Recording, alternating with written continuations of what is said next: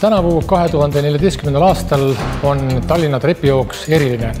Esimest korda oleme me rahvusvahelises sarjas ja siin olid kohal maailma tugevamad naised ja mehed trepijooksjad, rinda pistmas meie omade kohalike eestlastega.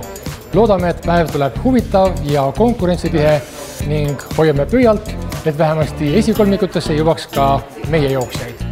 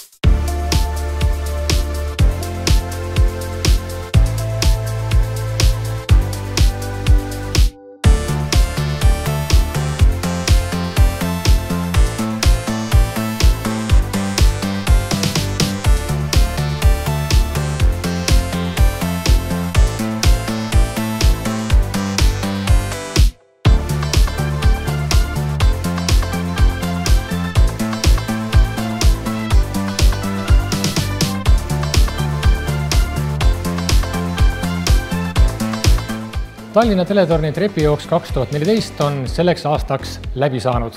Oleme teinud oma kokkuvõtted, omad tulemused kokku löönud ja ma usun, et järgmisel aastal on juba eestlastel palju suurem võimalus esikolmikusse sisse murda, sest torn annab meile kodu, väljaku eelise ja siia on võimalik iga kell tulla treenima.